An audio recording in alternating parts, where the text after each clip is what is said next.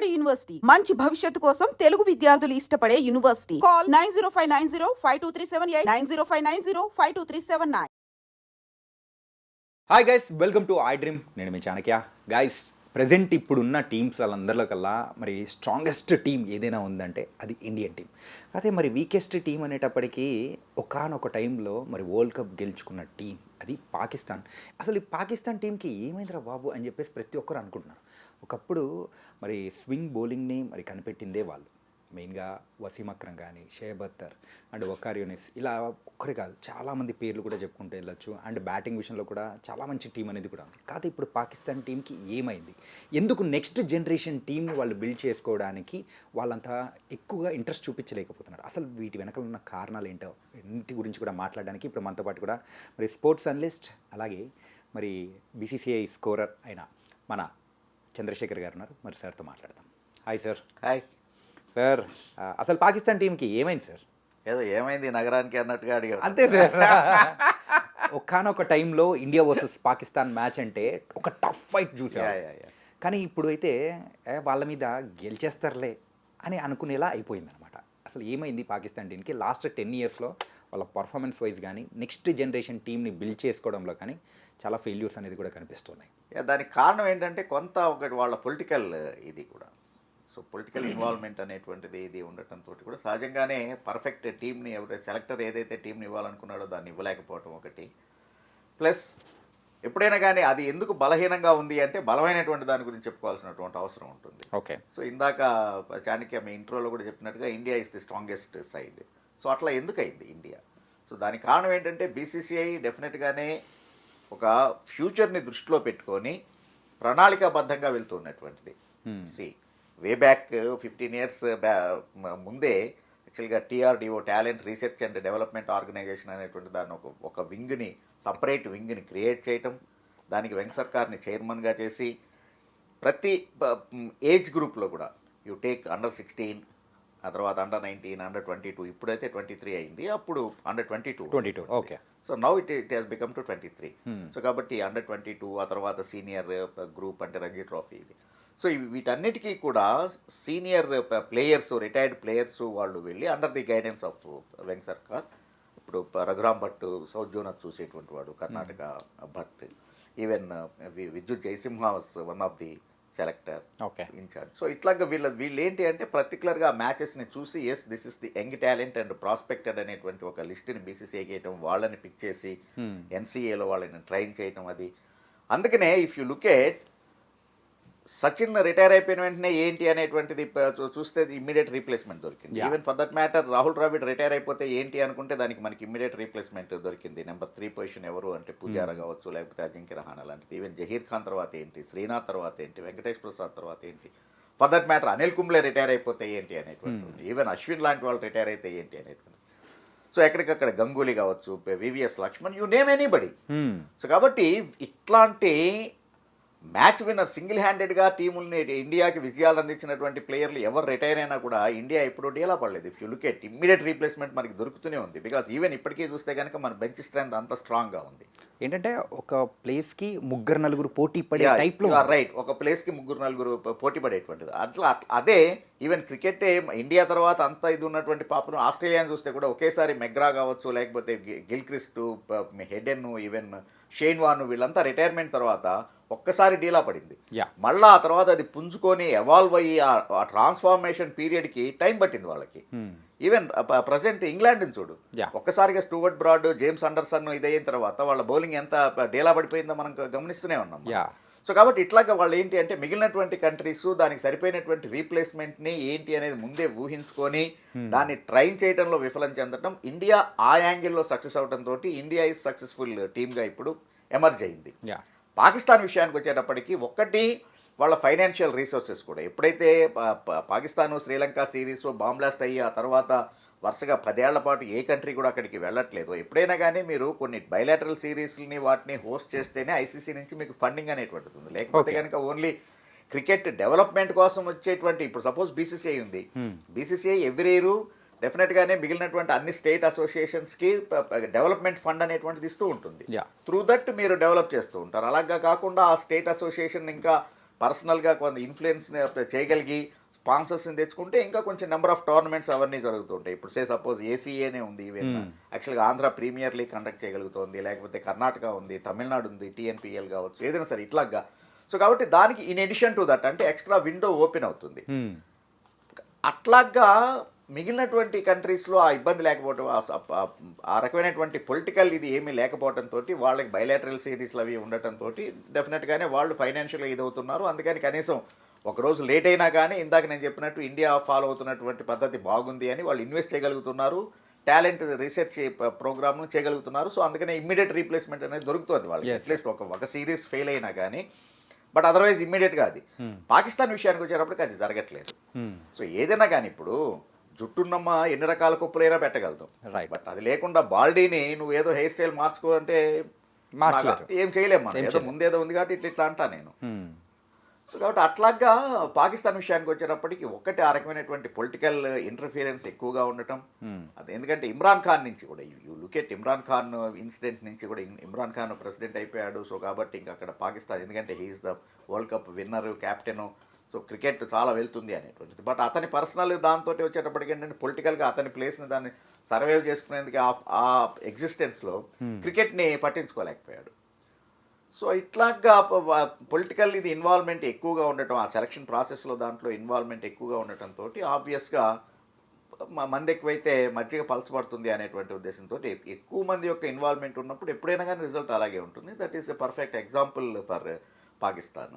ఇప్పుడు ఆ తర్వాత ఐపీఎల్ లాంటిది ఇండియా విషయానికి వచ్చేటప్పటికి ఐపీఎల్ లాంటిది డెఫినెట్గానే హెల్ప్ చేస్తుంది. సో గ్రూమ్ చేయడానికి యంగ్ టాలెంట్ని, మన దగ్గర ఉన్నటువంటి యంగ్ టాలెంట్ని గ్రూమ్ చేయడానికి కావచ్చు దానికి.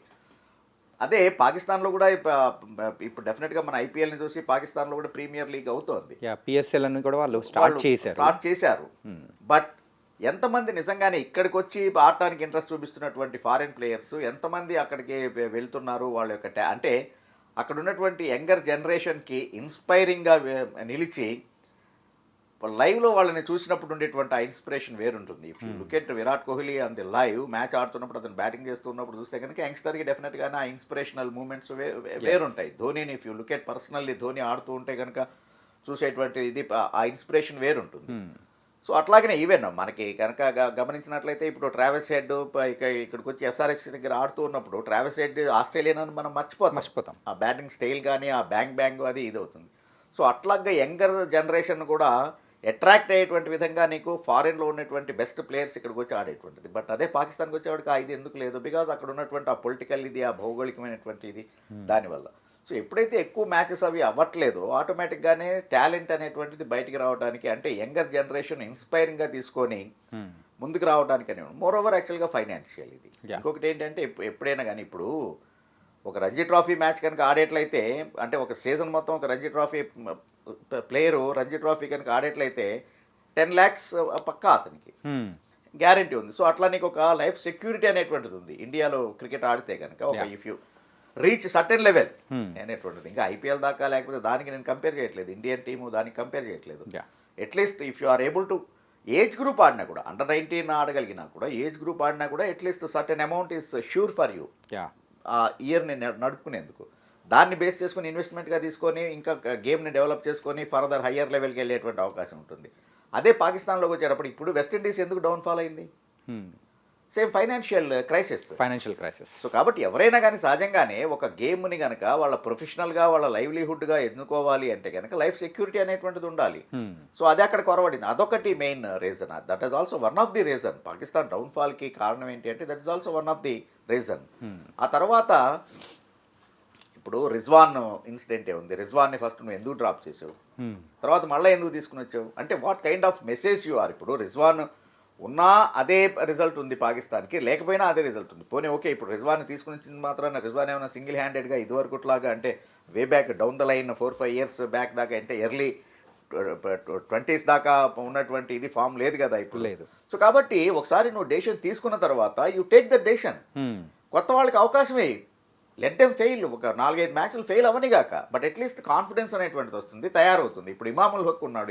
Imamul Haq is really talented, but అతను ఆన్ అండ్ ఆఫ్ ఉండేటప్పటికి గేమ్ మీద నాకు ప్లేస్ ఉంటుందో లేదో తెలియనప్పుడు నేను ఎట్లా కాన్సన్ట్రేట్ చేస్తాను? సో అట్లాగా ఆ రకమైనటువంటిది. అంటే ఇప్పుడు నేనేది పుజారా అని రహానే విషయంలో ఒక డెసిషన్ తీసుకుంది బోర్డు. వాళ్ళు డొమెస్టిక్లో ఎంత పెర్ఫామ్ చేసినా కానీ శుభ్మన్ గిల్ మీద వచ్చినటువంటి కాన్ఫిడెన్స్ని, లేకపోతే యశస్వి జైస్వాల్ లాంటి ఒక యంగ్స్టర్ మీద పెట్టినటువంటి ఇన్వెస్ట్మెంట్ని వెనక్కి తీసుకోలేదు బీసీసీఐ. రైట్. వాళ్ళు ఫెయిల్ అయినా కూడా వాళ్ళని కంటిన్యూ చేశారు. సో బై డిఫాల్ట్ ఆటోమేటిక్గా కాన్ఫిడెన్స్ లెవెల్ పెరిగింది శుభ్మన్ గిల్కి. No he's the number 1 ranker in ICC ఇదిలో, అండ్ హీఈస్ డెఫినెట్లీ డిపెండబుల్ అయ్యాడు మనకి లాంగర్ ఫార్మేట్లో కూడా, మల్టీ డే దాంట్లో కూడాను, even for that matter Yashasvi Jaiswal. So కాబట్టి అట్లాగా ఒక డెసిషన్ తీసుకున్న తర్వాత you give them a certain time. వాళ్ళకి ఆ కాన్ఫిడెన్స్ బిల్డ్ చేయాల్సినటువంటి ఆ బాధ్యత ఎవరి మీద ఉంటుంది? కన్సర్న్ అసోసియేషన్ మీద ఉంటుంది. సో అట్లాగా కాకుండా ఈవెన్ రిజ్వాన్ క్యాప్టెన్ ఎట్లా, అసలు రిజ్వాన్కి టీంలోనే ప్లేస్ లేనటువంటి దాన్ని తీసుకుని వచ్చి నువ్వు మళ్ళా అతన్ని టీంలో తీసుకోవటమే కాకుండా క్యాప్టెన్ని చేసావు అంటే, ఇప్పుడు మిగిలినటువంటి సీనియర్ ప్లేయర్లకి ఏ రకమైనటువంటి ఇది ఉంటుంది నీ క్యాప్టెన్ మీద నీకు నమ్మకం? ఇప్పుడు అదే బీసీసీఐ విషయానికి వచ్చేటప్పటికి రోహిత్ శర్మ ఫెయిల్ అవుతున్నాడా సక్సెస్ అవుతున్నాడా అనేటువంటి దాన్ని తీసేసి కరెక్ట్గా ఒక 1 year ముందర నుంచే బీసీసీ అనౌన్స్ చేసింది, మేము next T20 world cup Rohit Sharma క్యాప్టెన్సీలోనే వెళ్తున్నాము, కాబట్టి ఎవరు ఎటువంటి అనుమానం పెట్టుకోవాల్సిన అవసరం లేదు అని. So as a player Rohit Sharma confidence level పెరుగుతుంది. మిగిలినటువంటి దాంట్లో ప్లేయర్లకు కూడా రోహిత్ శర్మ మీద రెస్పెక్ట్ అనేటువంటిది పెరుగుతుంది. ఎస్, హీఈస్ మై క్యాప్టెన్ అనేటువంటిది. సో ఆ బాండేజ్ అనేటువంటిది పెరుగుతుంది. పాకిస్తాన్ ఫెయిల్యూర్కి ఛాంపియన్స్ ట్రోఫీని గురించి మనం మాట్లాడుకుంటే ఫెయిల్యూర్కి రీజన్ ఏంటంటే, ఫస్ట్ అసలు డిస్కార్డెడ్ ప్లేయర్ నేను తీసుకొని రావడమే కాకుండా మళ్ళీ అతని క్యాప్టెన్సీ ఇచ్చావు అంటే what kind of message you are sending to the other players in the team? So నాకు ఇంకా గతి లేదు, నాకు ఇంకా ఇది లేదు అనేటువంటి దాంతో తీసుకొచ్చినట్టే కదా. సో అట్లా ఇప్పుడు ఫకర్ జమాన్ లాంటి యూ గ్రూమ్ హిమ్, లేకపోతే Agha Salman Agha he's doing good. So multi day గేమ్లో టెస్ట్ మ్యాచ్లో he's really he did well. So కాబట్టి అట్లాంటి వాళ్ళని గ్రూమ్ చేయి నువ్వు. అప్పుడు ఏమవుతుందంటే ఒకటి ఆ ప్లేయర్కి కాన్ఫిడెన్స్ అనే, because he's already proven at least 80 to 90% stuff ఉన్నటువంటి వాడు అనేటువంటిది హీఈస్ ప్రూవెన్. దాంతో మిగిలినటువంటి నెక్స్ట్ జనరేషన్కి కూడా కాన్ఫిడెన్స్ వస్తుంది. ఎస్, మనం కూడా కనుక 100% పెట్టి ఇది చేసేట్లయితే కనుక మనకి టీంలో ఫ్యూచర్ ఉంటుంది, మనం కూడా we can reach that goal, ఆ టార్గెట్ని మనం చేరుకోగలము, we are getting that kind of recognition అనేటువంటి కాన్ఫిడెన్స్ వచ్చినప్పుడు ఆటోమేటిక్గా నీలో ఉన్నటువంటి బెస్ట్ ఏంటో బయటకు వస్తుంది. సో కన్సిడరింగ్ ఆల్ దీస్, ఇవన్నీ జరిగినప్పుడు పాకిస్తాన్ టీం ఇంకా పెరగాలి, లేకపోతే ఎందుకు అది డౌన్ఫాల్ ఉంది అంటే these are all the facts. వీటి నుంచి కనుక సరి చేసుకుంటే డెఫినెట్గా Pakistan will be the one of the best side. అయితే ఇంటర్నల్ పాలిటిక్స్ అనేది కూడా సో ఆ టీం యొక్క డౌన్ఫాల్లో ఒక కారణం. 100%. ఓకే. యాక్చువల్గా ఎప్పుడైనా కానీ ఏదన్నా ఇంటర్నల్ ఇది అని, అందుకనే ఇప్పుడు అంటే మీరు ఇందాక చెప్పినట్టు ఆ రిజ్వాన్ అని అయితే కంప్లీట్గా డ్రాప్అవుట్ చేశారు, కానీ మళ్ళీ తనని తీసుకొని వచ్చి టీంలోకి తీసుకొని వచ్చి తర్వాత ఒక కెప్టెన్గా నిలబెట్టేటప్పటికి ఆ కాన్ఫిడెన్స్ అనేది మిగతా టీంలో మొత్తం డౌన్ అయిపోయింది. So that is one of the biggest blunder what happen with the PCB. Correct. అదే, అంతేకాకుండా పొజిషన్స్ కూడా బ్యాటింగ్ ఆర్డర్ని ఊరికినే మార్చేసి రిజ్వాన్ ఒక మ్యాచ్లో ఓపెనింగ్ వస్తాడు, ఒక మ్యాచ్లో నెంబర్ 6 వస్తాడు. సో కాబట్టి మిగిలినటువంటి ప్లేయర్లు ఏంటి, నేను ప్యాడ్లు కట్టు కూర్చోవాలన్నా వద్దా, నాకేంటి, నేను ఏ పొజిషన్లో వెళ్ళాలి లేని అప్పటికప్పుడు మ్యాచ్కి ముందు నువ్వు చెప్పడం. ఇప్పుడు సెవాగ్ ఇన్సిడెంట్ ఉంది, Sehwag down the order middle ఆర్డర్లో ఆడేటప్పుడు గంగూలీ వీరు కల్కా మ్యాచ్ మీద ఓపెనర్ అయ్యి అంటేను వీరేన్ సెవాగ్ ఒకటే అడిగట, నేను ఒకవేళ ఫెయిల్ అయినా కూడా టీంలోంచి నన్ను తీయను అని నువ్వు గ్యారంటీ ఇస్తేనే ఓపెనింగ్ చేస్తాను.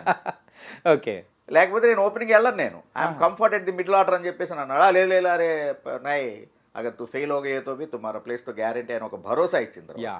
సో కాబట్టి దాంతో వీరేంద్ర సెహ్వాగ్ ఏంటి అనేటువంటిది ప్రపంచం చూసింది, ఇండియా కాదు క్రికెట్ ప్రపంచం చూసింది. వాట్ ఈస్ వీరు అనేటువంటి, ఎంత డిస్ట్రక్టివ్ బ్యాట్స్మెన్, ఎంత ఇది అనేటువంటిది. సో అట్లాగా ఇప్పుడు సపోజ్ వివిఎస్ లక్ష్మణ్ని ఓపెనింగ్ చేయమని అడిగినటువంటిది ఉంది, నేను చెయ్యను అన్నాడు. బికాజ్ ఐఎమ్ నాట్ కంఫర్ట్, నాకు ప్లేస్ గ్యారంటీ ఇచ్చినా కూడా నేను ఐఎమ్ నాట్ కంఫర్ట్. సో కాబట్టి నేను చెయ్యను అన్నాడు. He's always loves to be at the number 3 or number 4, number 5 anyway. So కాబట్టి నెంబర్ 4 ఆడుతూ ఒక్కొక్కసారి న్యూ బాల్ని ఫేస్ చేసే పరిస్థితి రావచ్చు కాక, but that is different. But if you look at the scorecard he's at number 4. So కాబట్టి ఆ కంఫర్ట్ జోన్ అతనికి మెంటల్గా ప్రిపేర్ అయ్యి ఉంటాడు. అదే పాకిస్తాన్ విషయానికి వచ్చేటప్పటికి బ్యాటింగ్ ఆర్డర్ని కూడా షఫిల్ చేస్తుంటే ఎక్కడైనా సెటిల్ అవుతాడు, ఎవరు ఎప్పుడు ఎక్కడ అర్థం కావని విషయం. గ్యారీ క్రిస్టన్ ఒకసారి క్లియర్, ఒక్కొక్క దానికి ఒక్కొక్క ప్రొఫెషనల్ ప్లేస్ ఉంటుంది, ఒక్కొక్క ప్లేయర్కి ఒక పర్మనెంట్ ప్లేస్ అనేటువంటిది ఉంటుంది. సో దాని నుంచి కనుక మార్చేట్లయితే you never expect, if you change his batting order, if his position, you don't expect anything from him అనేసి అని క్లియర్గా చెప్తాడు గ్యారీ క్రిస్టన్.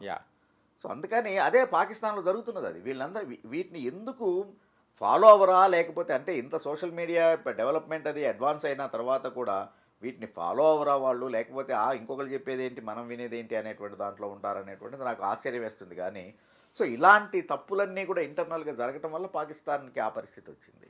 అంటే ఇంకో విషయం అనేది కూడా చెప్పుకోవాలి సార్. మొన్న ఛాంపియన్స్ ట్రోఫీ స్టార్టింగ్ మ్యాచ్లో స్టార్ట్ అయ్యే ఒక కొన్ని క్షణాల ముందు ఆ జెట్ ప్లేన్స్తో ఒక ప్యారెడ్ అనేది కూడా నిర్వహించారు. ఆ టైంలో ఈవెన్ అక్కడ అంటే వేరే దేశం నుంచి వచ్చిన ప్లేయర్స్ కానీ కామెంటేటర్స్ కానీ వాళ్ళ ఒక రియాక్షన్స్ చూసేటప్పటికి అంటే ఆ దేశంలో పర్యటిస్తే ఎలాంటి ప్రమాదాలు ఉంటాయి అనేది కూడా ఒక టైప్ ఆఫ్ సిగ్నల్ అనేది కూడా ఇచ్చేసిన సందర్భాలు కూడా కనిపించాయి.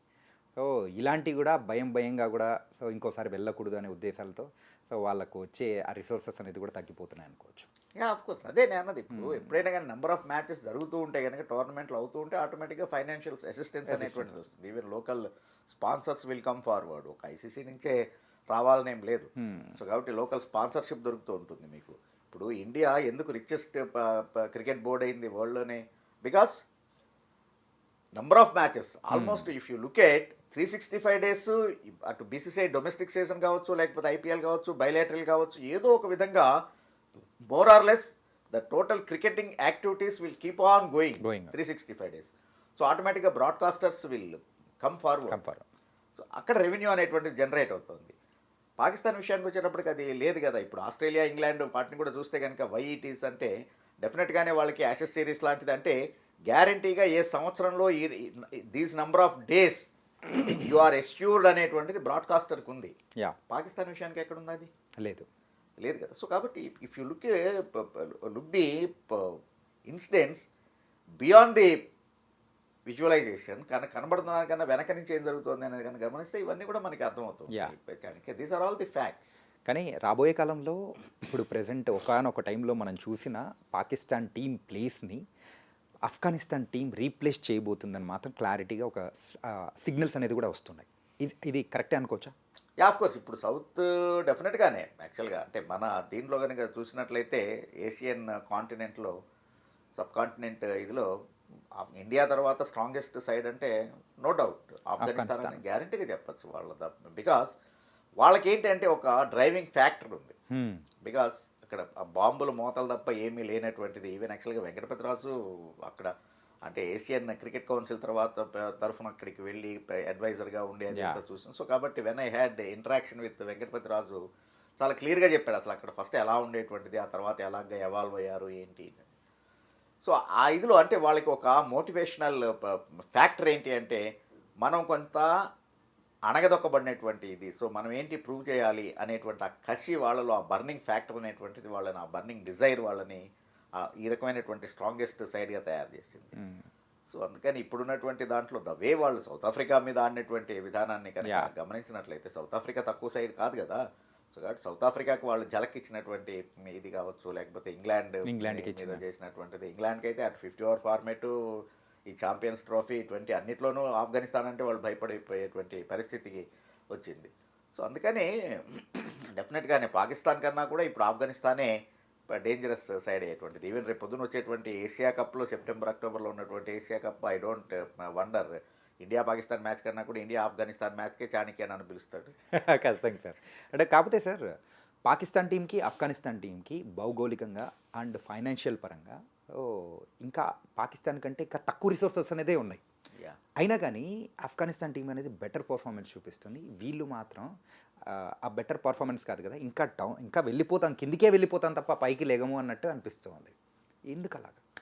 ఒకటి ఒక కంపారిజన్ అనేది చేసుకుంటే మాత్రం అదే అనేటువంటిది. ఒకటి ఇప్పుడు ఒక లగ్జరియస్ లైఫ్కి అలవాటు పడిన తర్వాత దాని నుంచి కిందకి దిగి గడపాలి అంటే కష్టం ఎవరికైనా. ఓకే, పాకిస్తాన్ విషయం అది.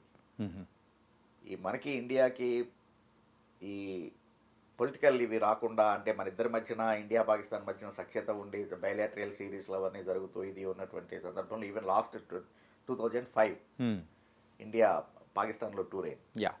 జస్ట్ అంతకుముందే నేను యాక్చువల్గా Indian blind cricket team Indian కోచ్గా నేను పాకిస్తాన్లో ట్రావెల్ చేశాను. అంటే మాదొక పైలట్ రన్ లాగా అయింది. ఓకే, బ్లైండ్ క్రికెట్ని ఎట్లా అంటే వీళ్ళు మమ్మల్ని ఎట్లా రిసీవ్ చేసుకుంటారని చూసి దాని మించి రిపోర్ట్ తోటి అది దట్స్. సో కాబట్టి అప్పటికి వాళ్ళు చాలా మంచిదిలో ఉన్నారు. ఈవెన్ రమేష్ రాజా, సలీం మాలిక్, లేకపోతే అంటే షోయబ్, వీళ్ళంతా పర్సనల్గా వచ్చి మమ్మల్ని కలవటం అదంతా కూడా real I spent a very good life పాకిస్తాన్లో. మంచి ఇది ఉండే. ఆ తర్వాత ఇప్పుడు ఎప్పుడైతే ఫైనాన్షియల్ క్రైసిస్లోకి వచ్చారో వాళ్ళు దాన్ని డైజెస్ట్ చేసుకోలేకపోతుంది. It's takes time. ఆ నుంచి దీనికి రావాలి, ఇప్పుడు ఆ రకమైనటువంటి పేమెంట్స్ అవన్నీ కొంచెం ఇది అవ్వటం ఇది. ఆఫ్ఘనిస్తాన్ విషయానికి వచ్చేటప్పటికి ఏంటంటే ఇప్పుడు వాళ్ళు they are in a position to prove themselves. So కాబట్టి ఆ తేడా అనేటువంటిది ఉంది వాళ్ళకి, ఇంకా ఆ ఇది రుచి రాలేదు, వాళ్ళకి అందలేదు. సో కాబట్టి దాన్ని ఏంటి అంటే క్రికెట్లో ఒక లెవెల్కి వెళ్తే ఎట్లా ఉంటుంది అనేటువంటిది విన్నారు, చూసారే కానీ వాళ్ళు పర్సనల్గా అనుభవించలేదు. ఓకే. సో కాబట్టి టు రీచ్ దట్ నేను హార్డ్ వర్క్ చేయాలి అనేటువంటిది. అదే ప్రతిదీ కూడా వాళ్ళకంటే వాళ్ళ కంట్రీ ఒక నెగ్లెక్టెడ్ కంట్రీగా ఉన్నటువంటి దాని నుంచి ప్రపంచ పటంలో అట్లీస్ట్ స్పోర్ట్స్ దాంట్లో మేమేంటి అనేటువంటి ప్రూవ్ చేసి మిగిలినటువంటి దానికి ఏస్ ఆఫ్ఘనిస్తాన్ ఈజ్ దేర్ అనేటువంటిది చూపించాలనేటువంటి ఒక మోటివేషనల్ ఫ్యాక్టర్ అనేటువంటిది, ఒక డ్రైవింగ్ ఫ్యాక్టర్ అనేటువంటిది. ఇది కూడా అంతే సేమ్. ఫైనాన్షియల్ ఇంకా ఇది రాలేదు కాబట్టి మనం కనుక బాగా ప్లస్ కట్టసి ఐపీఎల్ వాళ్ళకి ఒక అట్లీస్ట్ ఎదురుగా కనబడుతూ ఉంది, ఒక ఇది ఆశాకరణం అంటున్నాం కదా, అలాగే ఒకటి కనబడుతుంది. మనం కనుక పర్సనల్గా ఇండివిజువల్గా కనుక పెర్ఫామ్ చేసేట్లయితే ఓ ఐపీఎల్ లాంటిది ఒకటి ఉంది మన హక్కును చేసుకునేందుకు, మనం ఫైనాన్షియల్గా సెటిల్ అవడానికి. మన దేశం మనకి అంత ఫైనాన్షియల్ ఇది సపోర్ట్ చేయలేకపోయినా కూడా యాజ్ ఏ ప్లేయర్ నేను కనుక అయ్యేట్లయితే డెఫినెట్గా there is a window for me to open అనేటువంటిది. అదే పాకిస్తాన్ విషయానికి వచ్చేటప్పటికి అది లేదు కదా, ఎందుకంటే పాకిస్తాన్ ప్లేయర్ వాడు ఎంత వరల్డ్ రికార్డు క్రియేట్ చేసినా కానీ ఐపీఎల్లో రావట్లేదు కదా. సో కాబట్టి ఆ రకమైనటువంటి సెకండ్ విండో అతనికి లేదు, వేరేజ్ ఆఫ్ఘనిస్తాన్కి ఆ ఫెసిలిటీ ఉంది. సో ఇట్లాంటివన్నీ మనకి ఇంకా అంత పైకి కనబడినటువంటి ఫ్యాక్టర్స్ అండర్ కరెంట్గా వర్క్ చేసేటువంటివి ఇవి. So that is the reason why Afghanistanis are very ferocious and they wanted to prove themselves. Okay, it was nice sir and thank you so much. మెయిన్గా పాకిస్తాన్ టీం యొక్క డౌన్ఫాల్ ఎలా కొనసాగుతుంది, ఇలా ఎన్ని రోజులు కొనసాగుతుంది అనే దాని గురించి కూడా చాలా చక్కగా వివరించారు. Thank you so much sir. Thank you.